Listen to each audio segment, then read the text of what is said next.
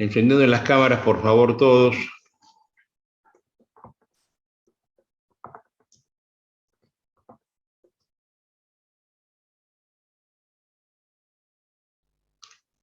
Hoy va a ser nuestra penúltima conferencia. Este ciclo de conferencias internacionales, que hoy se engalana con Mariana Fernández de Lepiane, terminará el miércoles próximo con la presencia de Raúl Canelo Rabanal, que es un importante jurista peruano, que ha sido mi secretario en el Instituto Panamericano de Derecho Procesal, uno de los codificadores del actual Código Procesal Civil peruano. Yo no he querido dejar terminar esto sin que Mariana Fernández estuviera con nosotros. Ella es magíster de la carrera, la cursó acá en Rosario. Y además es profesora encargada de la cátedra en la Universidad de Belgrano, en Buenos Aires. Después se adjunta muchos años de Omar Abel Benavento, que ejercía la titularidad desde que yo la dejé al comienzo de mi vida profesional en Buenos Aires. Mariana Fernández es una extraordinaria docente. Además es una pensadora de una cultura exquisita, yo diría envidiable. Un día, presentándolo a Álvarez Gardiol, que era otro hombre de una cultura extraordinaria, dije que era insoportablemente culto. A él le gustó y se rió con eso de insoportablemente culto. Mariana no es insoportable, es todo lo contrario, pero tiene una cultura rayana en eso, ¿no? Cosa que descubrí en una conferencia que dio en Panamá, una maravillosa, resultó la más jovencita de las disertantes, y me maravilló con su charla.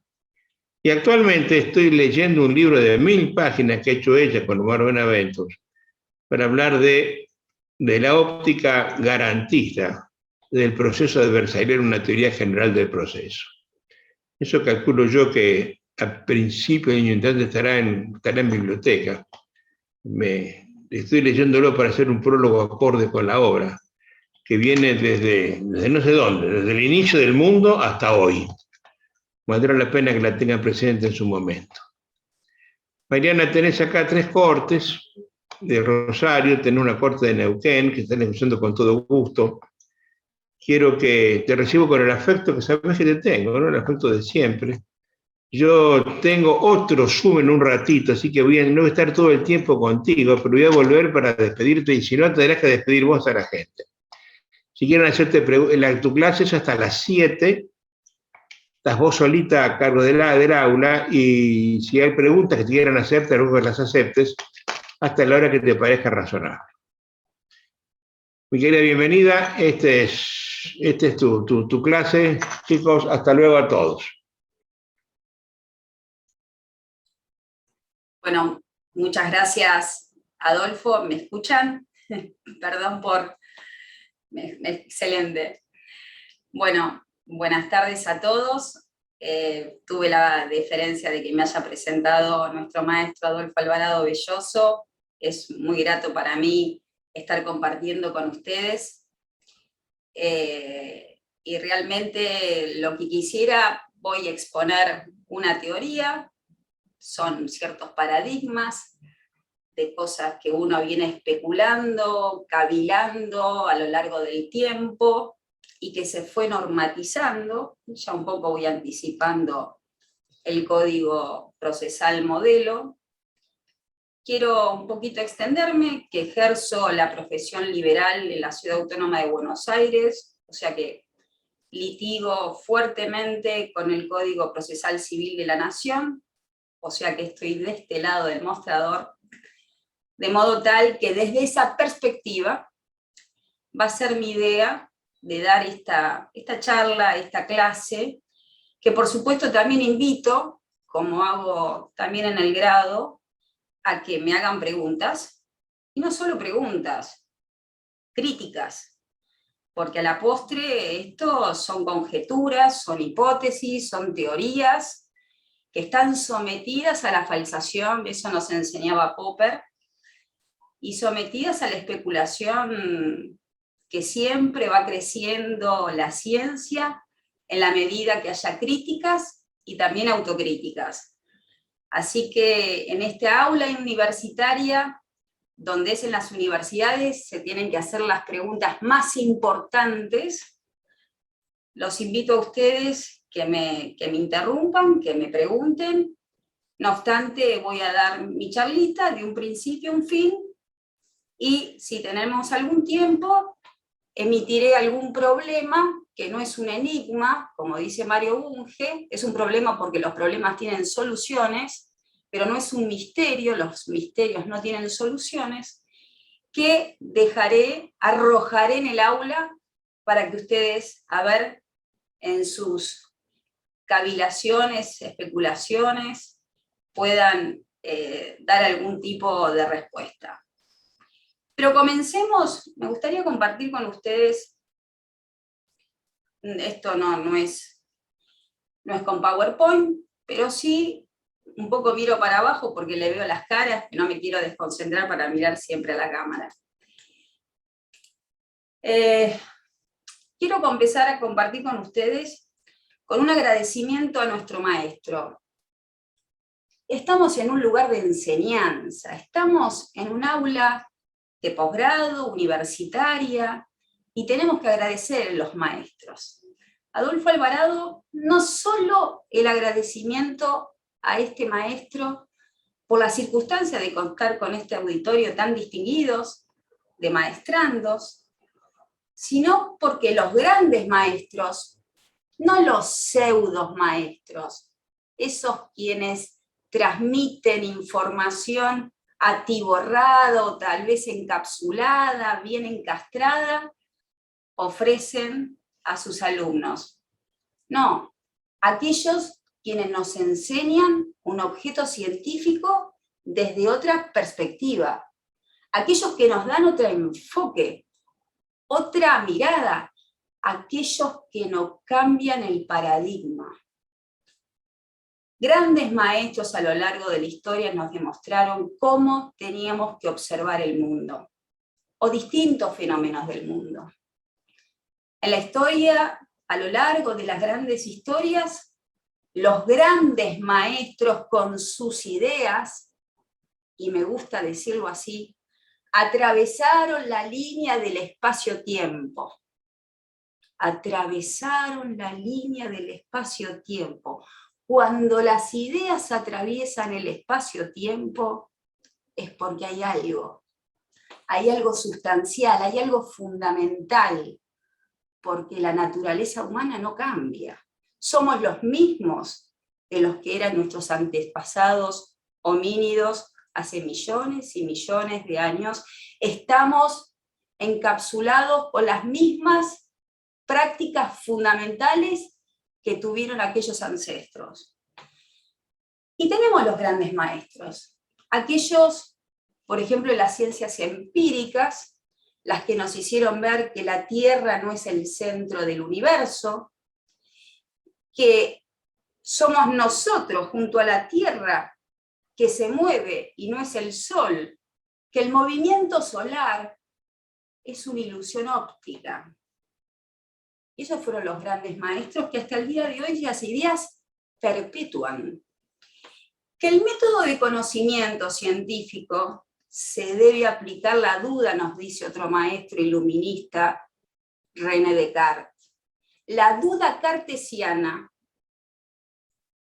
significa que no se puede aceptar los conocimientos dogmáticos, enfáticos, el porque sí, no. Se debe dudar de todo, incluso de lo que percibimos con nuestros sentidos.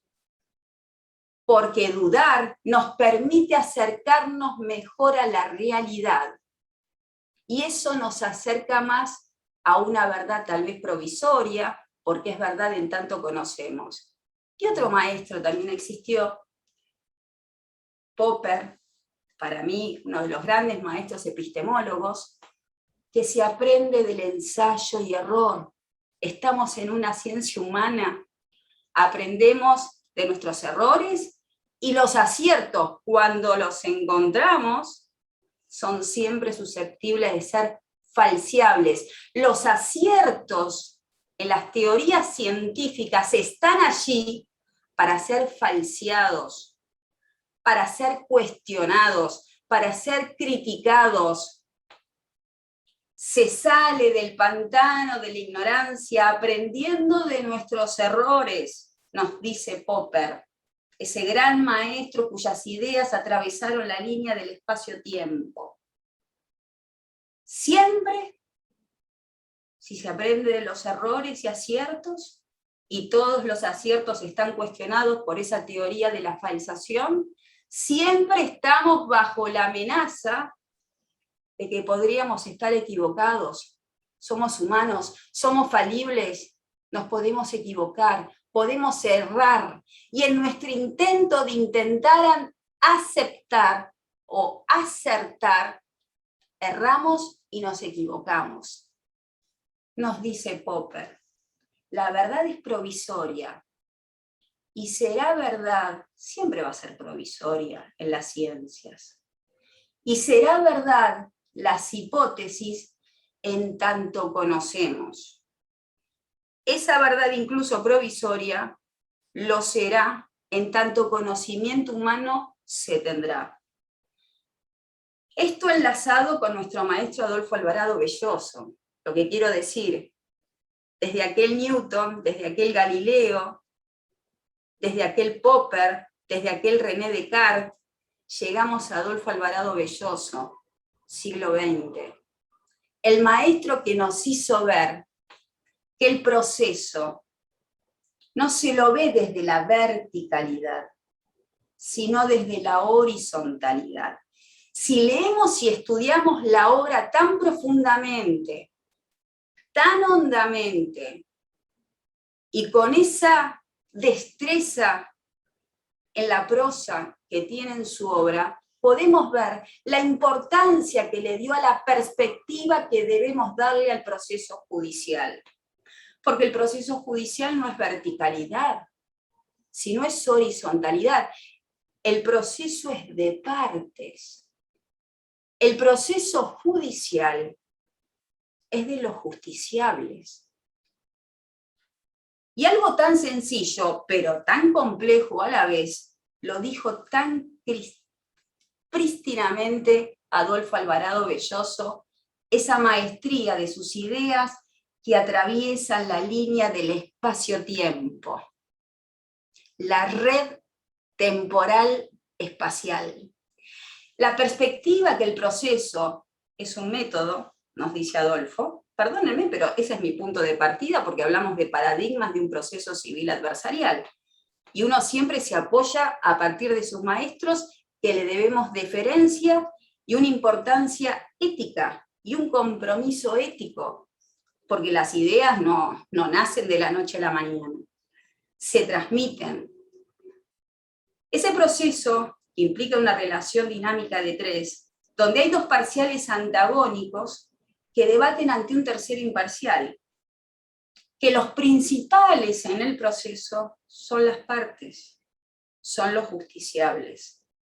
Por eso, Adolfo en su obra, en su teoría general del proceso, en su teoría alvaradiana, como me gusta llamarlo a mí, la acción procesal se le da toda la importancia, porque es la única instancia bilateral que entrelaza tres sujetos donde dos discuten y uno decide dinámicamente, porque es el derecho constitucional inviolable de las partes, que es el derecho de pedir. Y otra cosa es lo pedido, esa pretensión como declaración de voluntad, que es una declaración de voluntad, pero no es el derecho de peticionar a las autoridades de la Constitución Nacional de todos los estados de derechos republicanos y democráticos en Occidente. Ese derecho de peticionar está tan claro y le pone el énfasis que nos está mostrando, que nos está demostrando que al proceso judicial lo debemos ver desde la perspectiva de los sujetos partes, de los litigantes, porque a la postre, quienes ganan, quienes pierden, como me gusta decirlo a mí, a quien les pesa la humanidad en el procesar, son a los justiciables, no a la jurisdicción, no a la autoridad estadual, que es simplemente instrumentalidad. Y esa pretensión, porque el fenómeno acción es único, y esa pretensión puede tener distintos colores, distintas naturalezas, porque el derecho de pedir no se repite, o sea, siempre es un fenómeno único y repetible, mientras que las pretensiones, esa declaración de voluntad, puede tener distintas tonalidades y matices, civil, comercial, laboral, etc. Esos son los maestros. Hacer fácil lo difícil, lo complejo. Hacer entendible lo indivisible, lo imperceptible. Esos son los maestros. Y además, una perla más, porque los maestros siguen pensando y hacen síntesis. Los grandes maestros hacen síntesis. Es tan difícil la síntesis, no saben lo difícil que es. Y Adolfo Alvarado, entre tanta síntesis que tiene en su obra y en sus pensamientos y en su elocuencia, hay una síntesis de la síntesis. ¡Wow! Hay que llegar, ¿eh? Permítame la deferencia, la reverencia en todo caso. La síntesis de la síntesis es otra síntesis. ¡Wow! ¡Qué complejo! Y nos dicen esa síntesis con 4 palabritas, además una frase sintética, o sea, la síntesis de la síntesis termina siendo una frase absolutamente sintética para que quede huella de que el proceso es la garantía de la libertad. ¡Qué bellas palabras! Es poesía para mí. El proceso es la garantía de la libertad. Es música para mis oídos. El proceso es garantía constitucional. Por antonomasia es la garantía constitucional. Se garantizan los derechos del justiciable frente y ante la autoridad estadual. Y así se concibió en sus ideas, en esa teoría general del derecho procesal alvaradiana, se concibió, se forjó la ius filosofía garantista, porque el proceso es garantía, porque el proceso es libertad. La ius filosofía garantista en el derecho procesal, que se derrama en el nivel normativo con el título de esta clase, con los paradigmas del proceso dispositivo adversarial en los conflictos no penales. Hacemos a un lado los penales. Estamos en los conflictos fuera de la penalización de los litigios. Es un sistema que postula paradigmas garantistas, garantizadores de los derechos fundamentales de los justiciables, que es lo que están en juego, que es lo que se debate, los derechos materiales de las partes, los que se está discutiendo. Que ciertamente esos paradigmas garantizadores del sistema dispositivo adversarial, permítame la inmodestia, pero son superadores y superiores en sus resultados epistémicos, teóricos, axiológico, al que tiende el sistema publicista, dirigista, verticalista, que hoy rigen en toda Latinoamérica, es la reina, el sistema que reina en Latinoamérica, y por supuesto en Argentina, y sin embargo son superadores, porque tiene fuerte anclaje el sistema dispositivo adversarial. Y permítame el optimismo, es lo último que hay que perder. Más temprano que tarde, finalmente ese sistema dispositivo adversarial va a llegar a la normatividad. Va a llegar, como llegó los sistemas acusatorios penales que hoy rigen en toda Latinoamérica, salvo honrosas excepciones. Pero llegó, y en algún momento va a llegar. Y además, es un modo de dejar atrás esos formatos neoinquisitivos, estrictamente publicistas, sobre conflictos civiles, laborales, comerciales, formatos verticales, de máxima jurisdicción y de mínima libertad para los litigantes. Y las pruebas están al canto. Las estadísticas determinan el fracaso de los sistemas publicistas, lo ha dicho Rosenkrantz en 2019, de hecho salió un artículo de Lorenzetti en la noticia este domingo, este sábado, el problema que están teniendo las instituciones, la falta de confianza en las instituciones públicas, el justiciable en lo que tiene que ver en el poder judicial, desconfía de la imprevisibilidad de las resoluciones judiciales. No se sabe qué se va a decidir. Se desconfía hoy más que nunca en los métodos coactivos, opresivos, que oprimen la libertad del ciudadano de a pie. No nos olvidemos que los justiciables son los ciudadanos de a pie, ¿no? Cualquiera de nosotros. Ese sistema dispositivo adversarial, inspirado en esa filosofía garantista de nuestro maestro, que con sus ideas atravesó la línea del espacio-tiempo y que concibió Alvarado Belloso, está proyectado en el código modelo del Instituto Panamericano, que mañana vamos a tener un encuentro. Lo tengo acá siempre al lado de mi escritorio, por supuesto, porque uno sigue aprendiendo y leyendo, como corresponde. Los libros siempre, incluso abiertos, los más lindos. Este es el código, que tiene unas 800 normas, no es que vamos a ver las normas, simplemente sí, decir la fundamentación de un sistema dispositivo adversarial normativamente está acá. La filosofía garantista, el cráneo de Adolfo está acá. Esa síntesis de la síntesis libertaria en el proceso está ahí. Y fue oficializado en el 2016 en la ciudad de Panamá,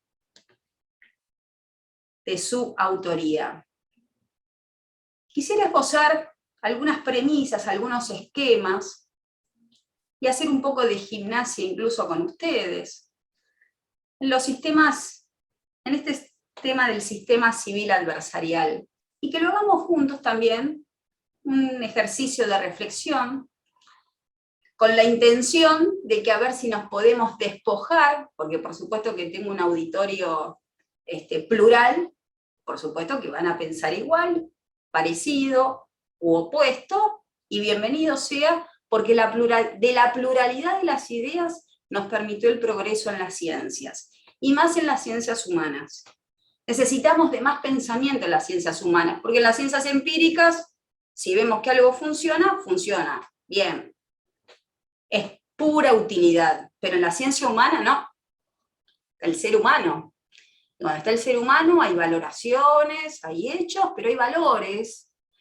Y está la dignidad, y hay muchas cosas que se tienen que ponderar. De manera que es mucho más complejo las respuestas conclusionales. Entonces, mi idea es que a ver si nos podemos despojar, soltar de las ideas preconcebidas, una suerte de experimentación mental, ese velo de la ignorancia que hablaba John Rawls en su teoría de la justicia, ese velo de la ignorancia de nuestras circunstancias particulares, por supuesto que es un ideal utópico imposible de dar, pero pensemos juntos, reflexionemos juntos. Para eso también las salas universitarias, para pensar juntos. Nadie tiene todas las respuestas. ¿Y qué podíamos aspirar de un proceso civil dispositivo adversarial? Tenemos que tener en cuenta, por un lado, hagamos de cuenta que tenemos que diseñar un proceso. No sabemos lo que ha escrito acá Adolfo Alvarado, tenemos que diseñar un proceso. Y ya sabemos que tenemos por un lado sistema, dispositivo, adversarial para los conflictos no penales. Muerte, lesiones de persona, choque, daños materiales, indemnización, daños lo que quiera, el color que quieran. Tenemos un conflicto jurídico en la realidad social, que lo trasladamos al plano jurídico procesal a partir de ese ejercicio de la acción del derecho de pedir, inviolable.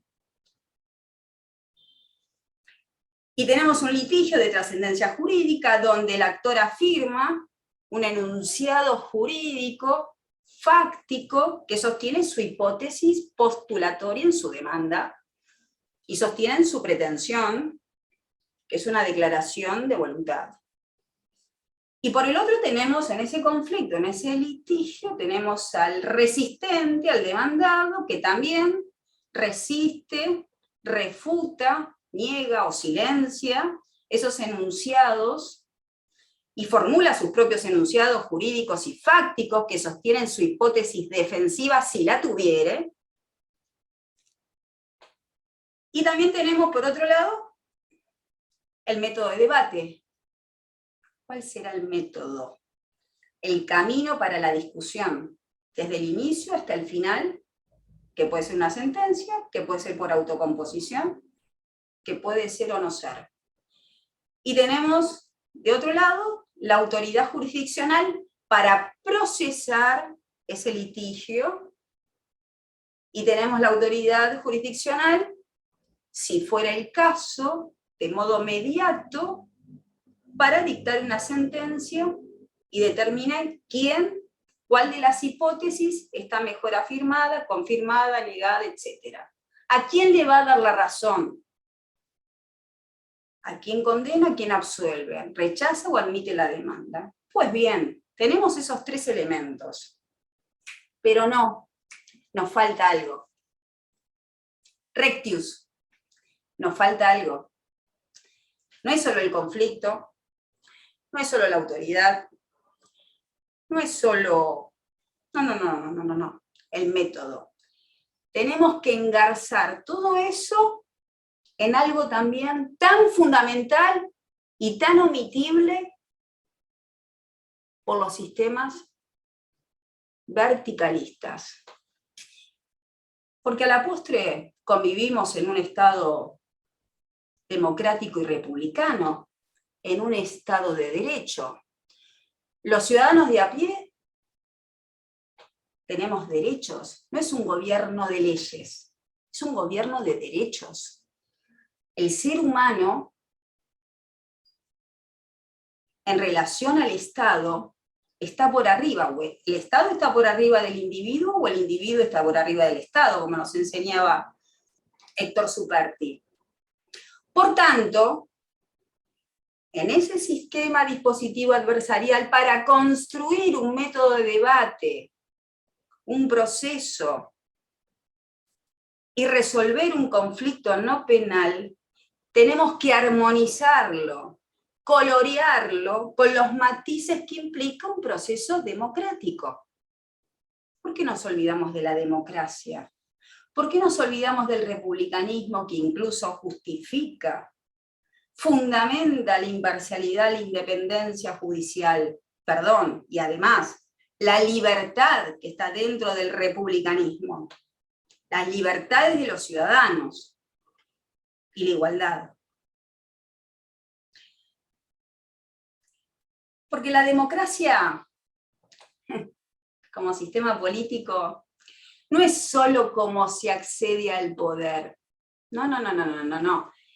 En el Estado, las instituciones públicas deben funcionar, aunque no le gusten, democráticamente. ¿O qué? ¿Vivimos en un Estado democrático y las instituciones públicas que están sometidos sus administrados, sus ciudadanos, no tienen que funcionar democráticamente? Quien puede lo más, puede lo menos. Entonces, La democracia no es solo cómo se accede al poder. No. El ejercicio del poder tiene que ser democrático. Y ese ejercicio del poder democrático se demuestra, se refleja cuando sus instituciones se ejercen democráticamente. ¡Qué maravilloso! Algo tenemos resuelto. Algo empezamos a resolver, porque la administración pública, los que legislan, los que elaboran las leyes, deben funcionar democráticamente. Y perdón, también, aquella institución que tiene su relación con el ciudadano de a pie, a la sazón el justiciable, y que tiene la misión de autocomponer o heterocomponer los conflictos jurídicos de esos ciudadanos a quien le tiene que brindar el servicio de justicia, debe funcionar democráticamente. Música para mis oídos. Y esta, perdónenme, pero en las aulas, uno lo tiene que decir, es parte de la tarea pedagógica democrática que tenemos los docentes. Juramos, obviamente, por la Constitución, pero tenemos el deber docente de hacer pedagogía democrática y decir también que las instituciones públicas, cuando faltan esa falencia del funcionamiento democrático, en un Estado democrático y republicano de Estado de Derecho, bueno, es parte de la pedagogía democrática que tiene que llegar incluso a las aulas universitarias. Es cierto que la democracia no es el mejor de todos los sistemas políticos. Esto ya lo han dicho todos los pensadores, y por supuesto, no es el mejor de todos los sistemas, pero sí es el mejor de todos los sistemas políticos que tenemos conocimiento en la historia. Es un sistema imperfecto, no es un régimen, un sistema político perfecto y no pretende serlo perfecto.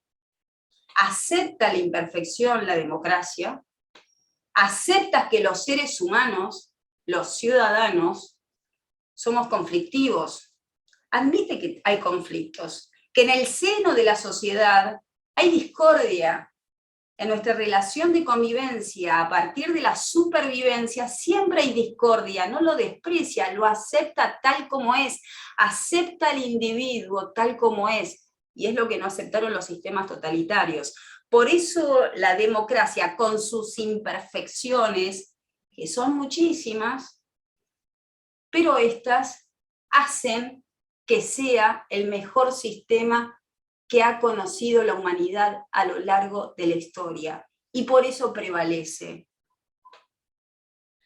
Además acepta a los individuos tal como son, y no como deberían ser, aceptando las críticas y la autocrítica.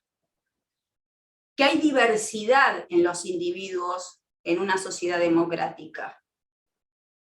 Y si hay diversidad, no pretende que exista identidad, no impone la identidad. Pues bien, seguimos avanzando, tenemos el conflicto, el proceso como método, tenemos la autoridad, y ya sabemos que nuestra planicie, nuestro mapa para ubicar nuestro territorio, es un Estado democrático, Estado de Derecho y republicano, con todos los paradigmas que implica esos sistemas políticos protectivos del ciudadano, del débil, de nosotros, del hombre, del sujeto, del individuo de carne y hueso. Y tenemos un primer paradigma, que reposa este sistema adversarial, este proceso adversarial. Y es lo que nos venía ilustrando, anticipando desde hace décadas nuestro maestro Adolfo Alvarado Belloso, y por eso sus ideas siguen permaneciendo latentes entre nosotros. Es la centralidad de los litigantes. El primer paradigma es que en un proceso civil adversarial debe haber centralidad en los litigantes, porque el proceso no es pura verticalidad, hay horizontalidad. Devolverle, por tanto, la confiscación de ese litigio a quienes son sus naturales propietarios. Son los justiciables quienes mejor conocen el conflicto. Estamos todos de acuerdo en eso, ¿no? Quienes deben discutir y quienes serán los gananciosos o perdidosos en ese proceso, de ese bien de la vida que se está discutiendo, de ese derecho material, de ese bien de la vida, a partir de ese choque de intereses que nace y germina el conflicto, son a las partes procesales, no es a la jurisdicción. Por tanto, al devolverle esa centralidad, el protagonismo, insisto, repito, es la actuación procesal de las partes.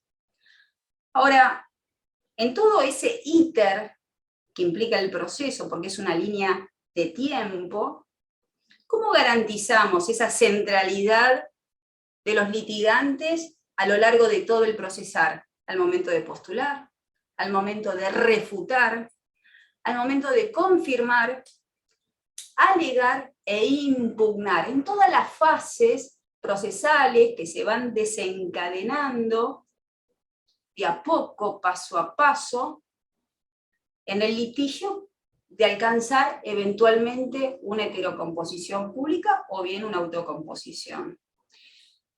Devolverle la centralidad a los litigantes para permitirles poder volcar al interior del proceso, si ya decimos que los litigantes son quienes mejor conocen el litigio, son ellos los afectados, entonces tienen que tener la posibilidad de poder incluir al interior del proceso, afirmar la mayor cantidad de información posible, la mejor calidad, cantidad y calidad de información que ellos mismos conocen, que ellos mismos dominan, y que hacen a los presupuestos fácticos de sus hipótesis pretensivas para el actor, defensivas para el demandado. Porque el proceso como método, en esa duda cartesiana que dije a la introducción, porque la duda es un método, es un camino, el proceso es conocimiento. El proceso es conocimiento de enunciados jurídicos. Si aquellos enunciados jurídicos se corresponden con la realidad pasada, histórica. Y lo que conocen y desconocen son las partes. Entonces, ¿cómo se debe organizar un método de debate diametralmente distinto a un sistema publicista, dirigista, sabiendo que el sistema nuestro es democrático y darle la centralidad a los litigantes? Tenemos que tener en claro que la etapa de postulación, ¿cuál es la etapa de postulación? Cuando se afirman las hipótesis pretensivas o las hipótesis defensivas, evitar la concentración de cargas procesales. Soy abogada litigante y se sufren en relación a las cargas. La carga es la carga, el imperativo del propio interés, qué maravilloso, que contiene una sanción, que contiene un apercibimiento, un plazo y una orden. De no cumplirse con la orden, el plazo, caerá el apercibimiento, como la espada de Damocles. Claro que los abogados vivimos con la guillotina pendiendo todos los días. Entonces, las cargas procesales, la desconcentración de las cargas procesales, es parte de la centralidad de los litigantes. Explíquenme ustedes cómo se hace para contestar en 15 días una demanda en la que se tiene que comparecer o poner excepciones de previo y especial pronunciamiento, excepciones que no son, excepciones que se difieren. Además, subsidiariamente se debe contestar demanda y además se debe ofrecer la prueba de esa excepción, la prueba de la otra excepción y de la contestación o de la reconvención. ¡Wow! My God. Como si los recursos humanos no fueran importantes para el ciudadano, incluso para los letrados, ¿no? Que representamos a los derechos de la ciudadanía, ni más ni menos. Y además se empobrece el proceso. Saquemos eso, saquemos las finalidades utilitarias profesionales, nos corremos un costadito, miremos el proceso. A la postre, si concentramos las cargas para contestar, incluso la carga que tiene el actor para formular su demanda y ofrecer todos los medios de prueba conforme nuestro código y no tiene cargas diferenciadas. Eso es una asfixia. Y no hay separación de cargas. Y explíquenme ustedes cómo es posible que deba ofrecer pruebas sobre hechos que no fueron contradichos. Pero es de toda racionalidad que se ofrece pruebas sobre hechos que fueron, sobre enunciados jurídicos fácticos, que fueron contradichos por la contraria. Pero si en una demanda nadie confirmó, nadie contestó. Una afirmación fuertemente construida por el actor y una refutación sólidamente edificada por el demandado, epistémicamente enriquece el proceso. Porque volvemos a la misma idea. Son las partes, en esa centralidad del debate, quien mejor conoce del conflicto, del litigio. Entonces, la concentración de cargas al momento de la postulación, en esa etapa primigenia de las dos partes, ciertamente empobrece el modo de conocer que tiene el proceso a los fines de resolver mejor la contienda, si es que el juez la va a resolver, pero incluso perjudica a las partes. Porque cuando se enriquece el proceso y se diferencian las cargas procesales, esto redunda en beneficio de las partes y del juez. Para las partes, porque con los argumentos, nosotros vivimos de argumentos, con los argumentos propios, cada uno intentará persuadir a su contraria y con las de su contraria podrá ser persuadida. La racionalidad en el proceso judicial no es solo ofrecer razones, no. Ser racional también es aceptar las razones del otro, cuando la tiene y en el tramo que la tuviere. Tenemos que conmovernos por lo racionalmente ofrecido por la contraria, insisto, cuando la tuviera y en lo que lo tuviera. También debe haber cargas diferenciadas en el ofrecimiento de prueba para el actor y para el demandado. Nuevamente, solo se prueban los hechos contradichos o los hechos que son de demostración necesaria, necesariamente deben probarse. Y es de toda lógica que cuando se postula, se tenga que diferenciar cuándo se ofrecen y se confirman esos enunciados fácticos y jurídicos que sostienen las hipótesis de los dos litigantes. Siempre para enriquecer el debate. No ofrecido un medio de prueba en término, perentoriedad, clausura, caducidad, es el impedimento mismo de ofrecer las pruebas. En la etapa de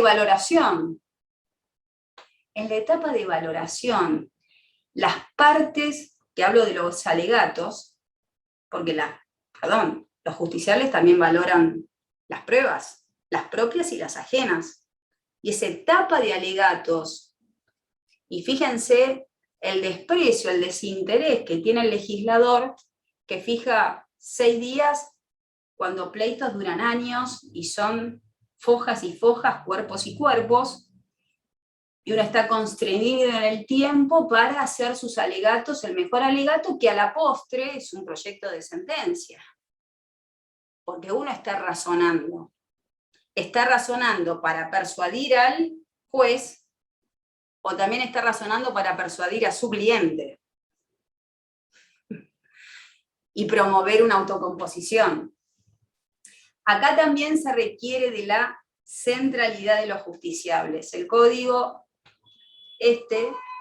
da 15 días, largos 15 días, y no los menesterosos 6 días que da el Código de la Nación, para que las partes realicen el acto, el segundo acto más fundamental del proceso. Para la parte, para la contraria y para el juzgador. Los paradigmas.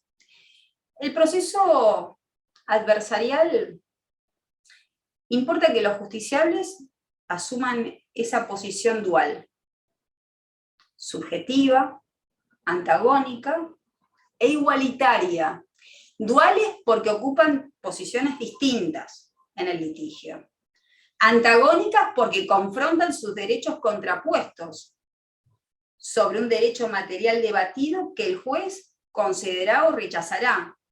Y son iguales, la igualdad jurídica procesal, el maravilloso artículo 16 de la Constitución Nacional, interpretado bajo el tamiz de nuestra ciencia procesal de las garantías fundamentales judiciales, es que en el proceso las partes cuenten con las mismas ventajas y las mismas desventajas procesales, porque no es la igualdad una propiedad del proceso, no, rectius, menos aún es una propiedad del juez.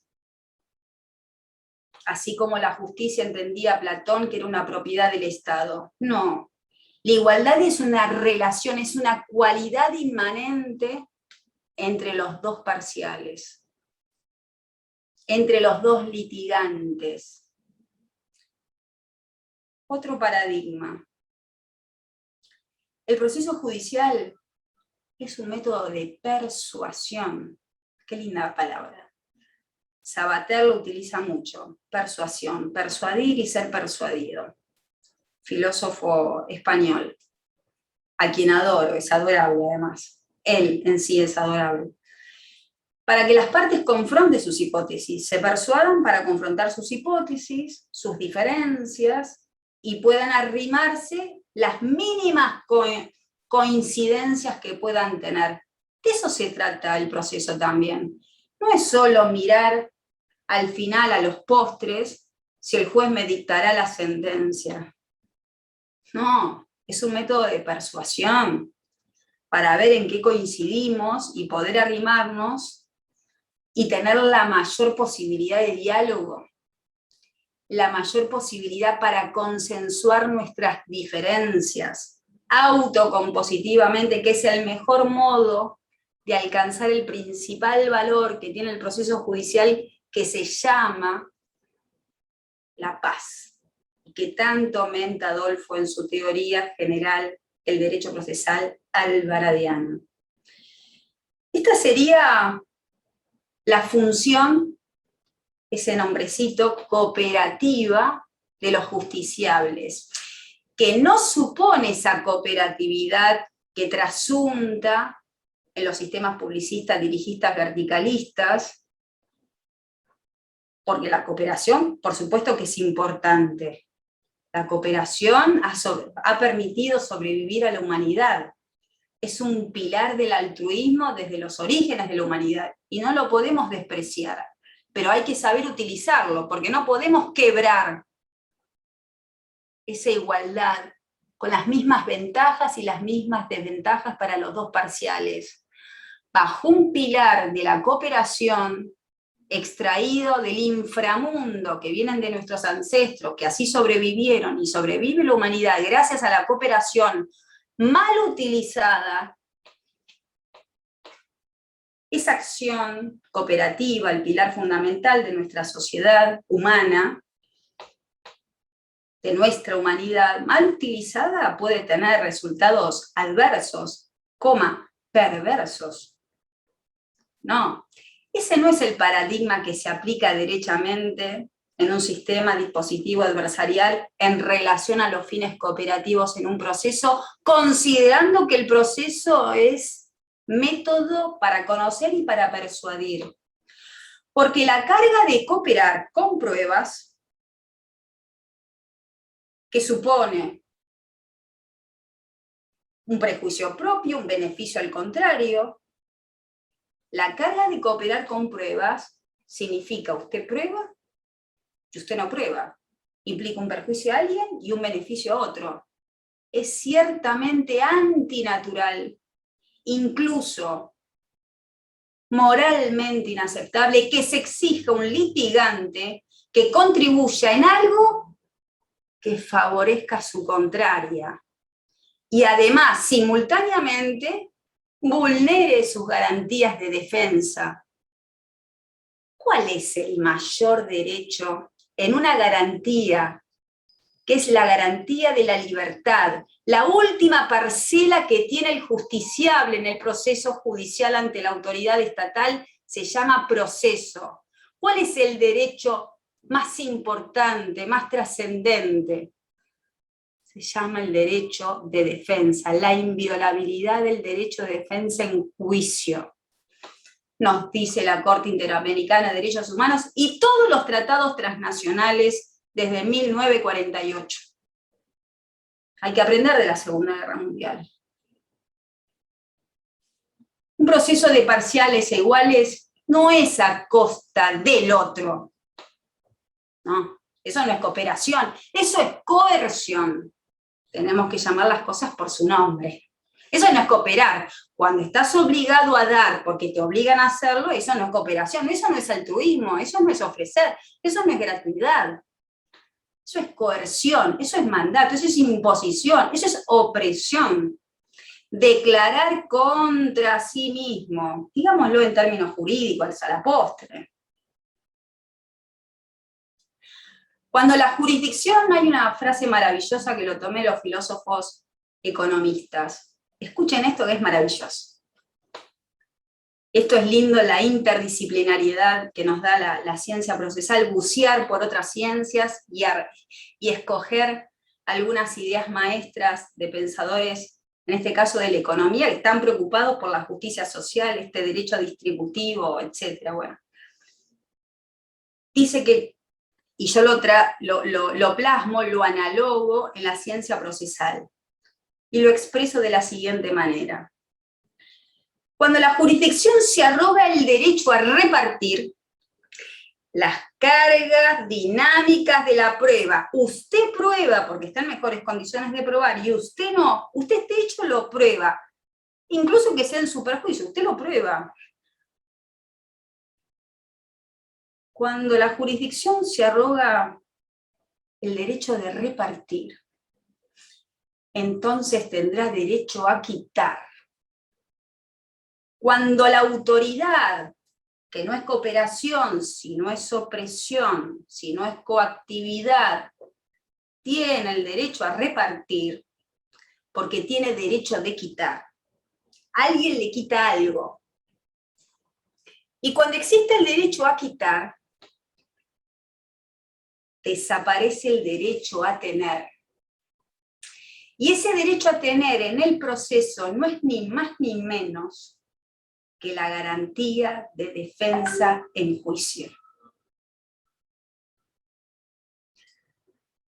Otro paradigma.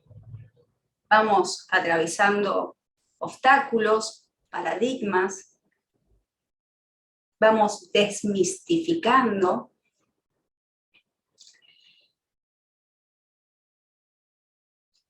El reconocimiento de los justiciables es su estatus jurídico de libertad en el proceso.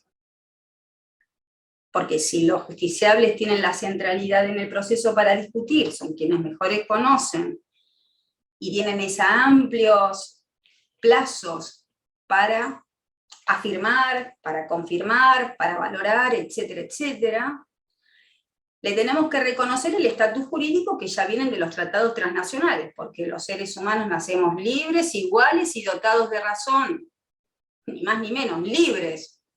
¿Y por qué el ciudadano perdió libertad por simplemente litigar en un proceso judicial?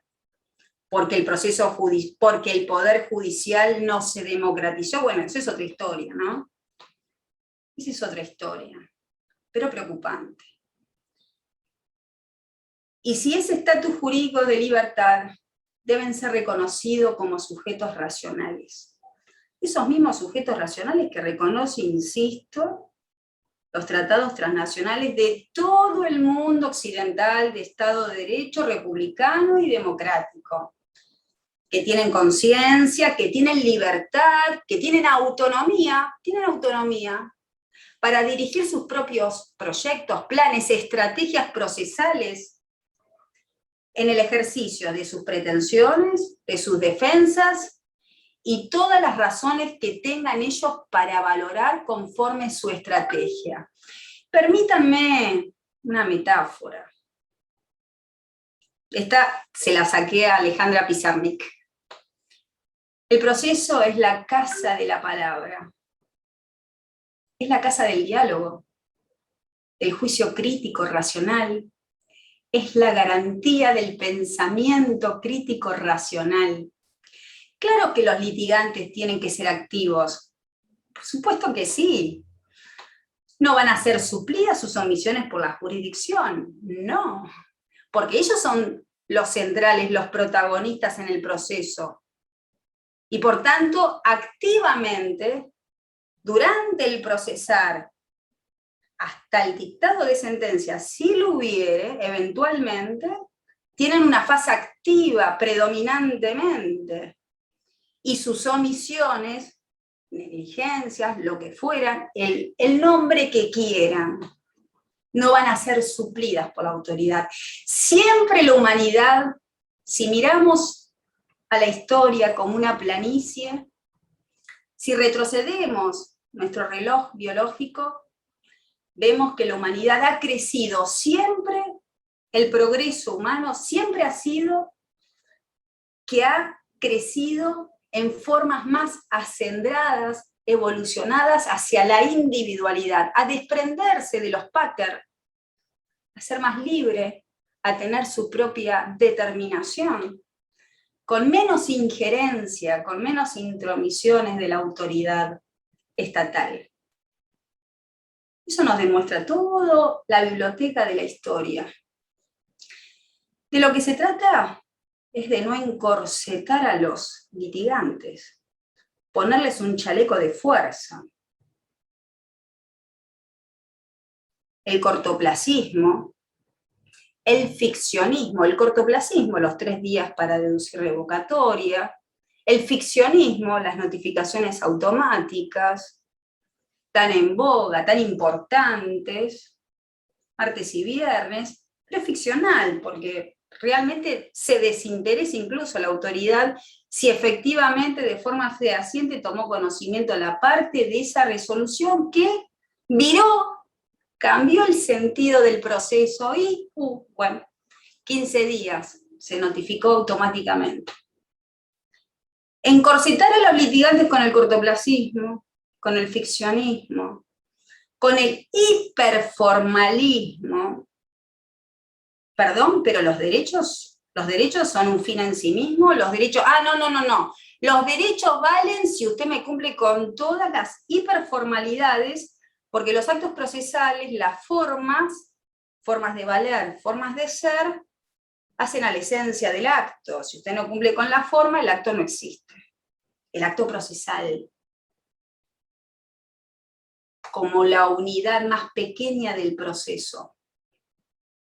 Pero claro, el hiperformalismo es llegar a un extremo in extremis. Líneas, fojas, cantidad de párrafos, etc. Y la acumulación de cargas procesales que también encorsetan, oprimen al litigante.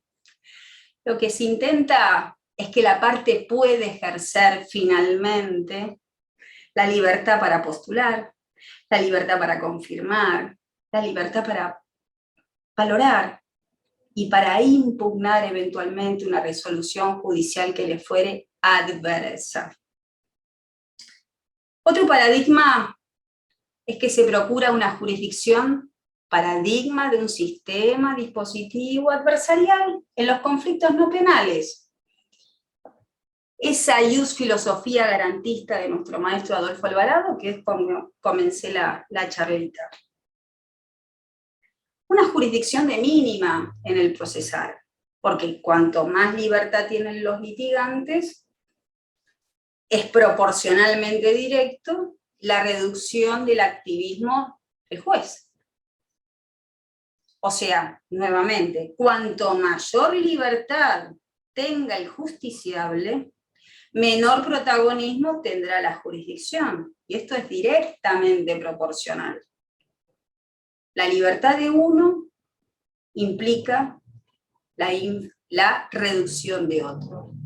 Por eso el juzgador no puede pronunciarse, por ejemplo, le está prohibido, le está vedado en el código la pertinencia de la carga de la prueba.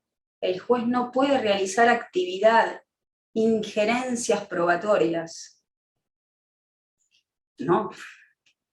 ¿Dónde quedó la imparcialidad? ¿Dónde quedó el republicanismo? A ver. Que el juez expida sobre la pertinencia de la prueba en el medio del procesar, son las 7. Y tengo que terminar. Adolfo. Bueno.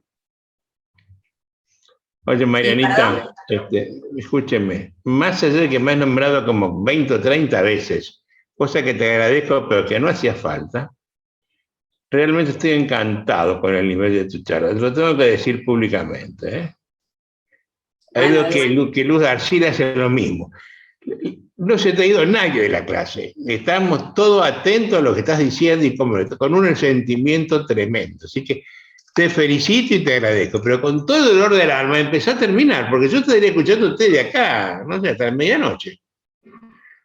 Lo acabo de llamar a Benavento, decíselo, estoy encantado con esta mina, pero tengo que con esta gente desde las 3 de la tarde, así que un beso y empieza a terminar, para que no se le vayan, por angustia, hambre y gana de ir al baño. Ya está. Siga, chao. Simplemente para terminar, les agradezco, dispénsenme mi inobservancia del tiempo, pero el factor tiempo es parte también de esto. Así que bueno, espero que les haya servido y que les sea de utilidad. Nuevamente agradecida a todos ustedes por escucharme, por tolerarme.